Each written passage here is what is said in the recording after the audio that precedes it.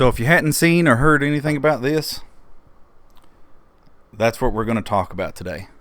If you hadn't heard, Nintendo, of the Nintendo Switch, Wii, and that kind of fame, recently had their Nintendo Switch 2 Direct where they announced and bragged about and showed off their latest and greatest console, the Nintendo Switch 2. They showed off a plethora of games. They showed off the hardware itself. They've had in-person events around various places where people could go in and try out the device.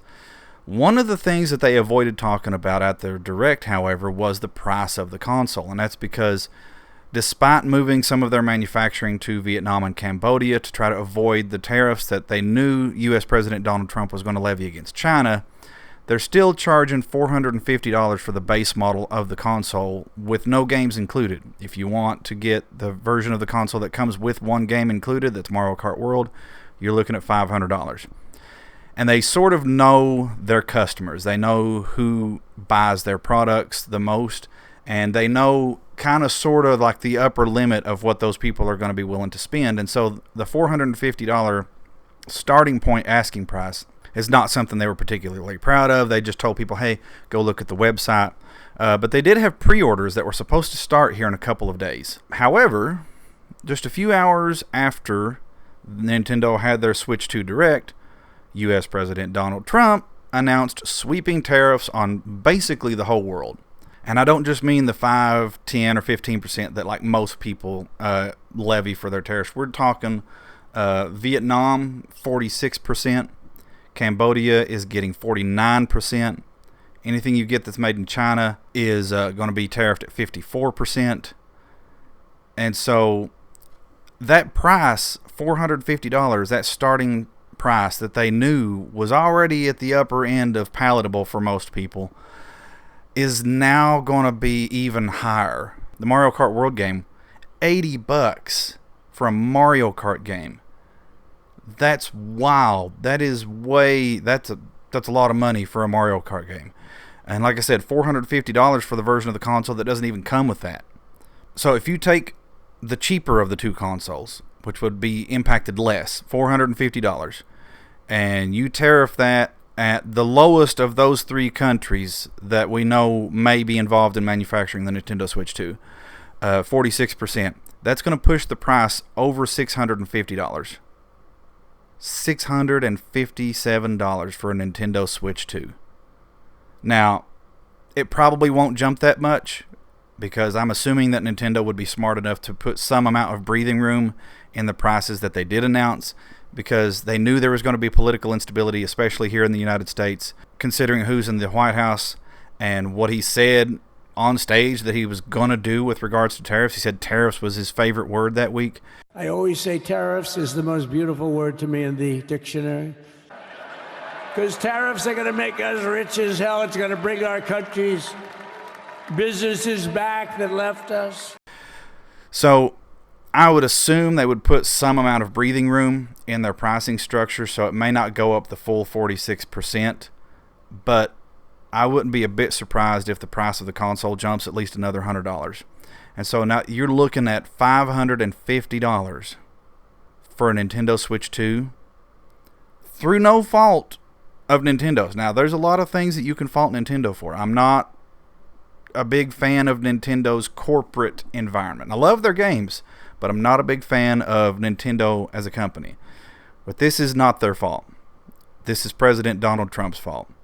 And people knew he was going to do this, and they voted him into office anyway because they didn't think it would affect them. And now you've got real-life products that are about to ship that have had their pre-orders delayed and may see price increases because of something that is completely not their fault. And the problem is, like, if they were just in the planning stages for their next console and they knew ahead of time, okay, we're going to be tariffed X amount, let's make the best decision that we can. Let's design this product around components that will minimize the amount of financial impact on us and our customers. That'd be one thing. But this thing is in the mass production phase. It launches on June 5th. There's probably millions of these things already like in existence. People are already putting their hands on physical devices to test play them all over the place. Like, this is a thing that's coming. They're in the mass production phase to get these things built in boxes and in stores so that they're ready to be launched on June the 5th. This isn't some like future thing. This is now. They've already got millions of these things made, and now all of a sudden they're looking at 46 to 49% increase in price just to try to get it into the United States. So they've canceled pre-orders. My guess is, like I said, even though they've already announced a price, if they don't increase the price, I'd be surprised. If it doesn't go up by at least $100, that'll be something. I mean, I hope it doesn't. I hope they figure something out. But a problem with something like this is that they can't just open a manufacturing site in the United States. For one, on short notice. But two, we just literally don't have the capacity to build a lot of the components that go into making the Nintendo Switch 2.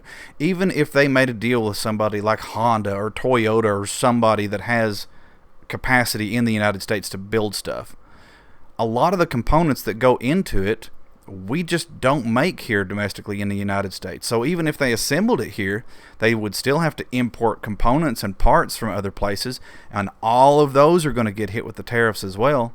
So I don't think, they would bother trying to just assemble the thing here if they're going to pay tariffs on all the individual components anyway. Hopefully they figure something out for you Nintendo gamers. It sucks. It really does. Arlo of Nintendo YouTuber fame got as close as I've ever heard him get to getting political. Wolf Den mentioned it in one of his videos today. I don't love what they're doing about these prices, but you know what? I don't blame them really for that.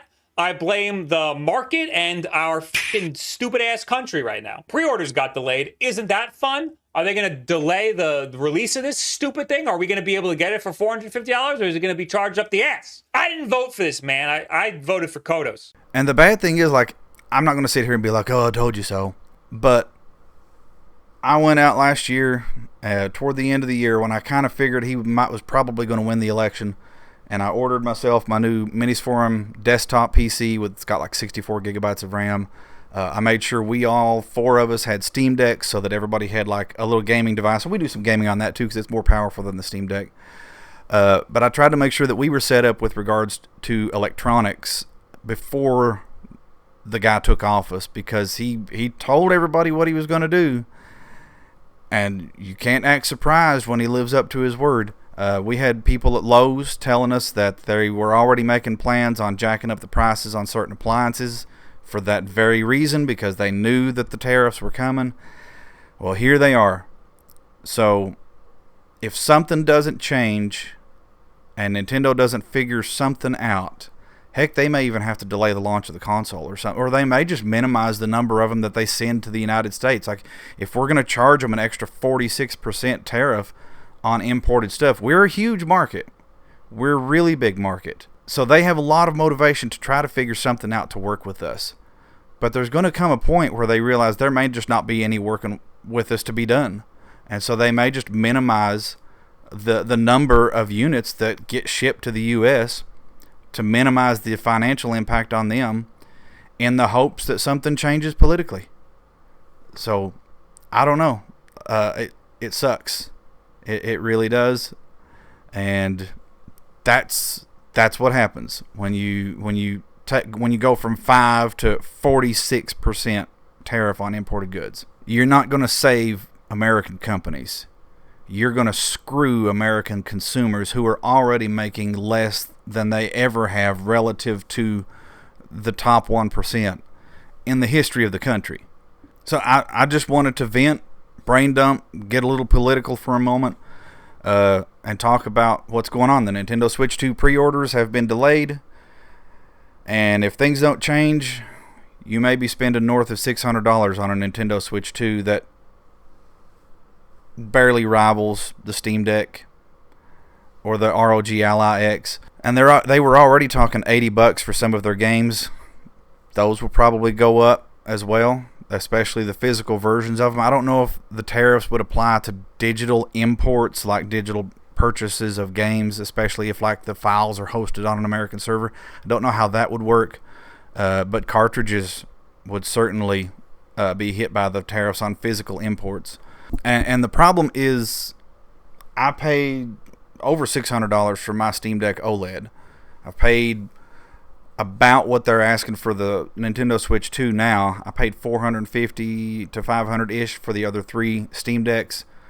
So, like, as a PC gamer, I don't mind paying that little bit extra for my gaming hardware, but predominantly Nintendo has a certain type of customer that they target, and they know who buys their product most of the time and about what they're willing to spend, and that's why they didn't mention the price in the Direct. And now it's looking like the price may go even higher, like I said, through no fault of their own. So that's what's going on. There was thousands of protests in cities all over the United States and the European Union against President Trump and his vice president, Elon Musk. But for the moment, he's the guy that's in charge. I didn't vote for him. So if you're a gamer, especially a Nintendo gamer right now, 2 months out from a new hardware launch, but just a gamer in general, I hope you've already got what you want, or I hope you don't spend 50% more to get it, because that's what's going on. I saw a headline that said something to the effect of, if these things stick, if they stick around and nobody shoots them down, look for your next iPhone to cost $2,000. But anyway, that's enough rambling. Y'all take care. Have a good one. Marcus out.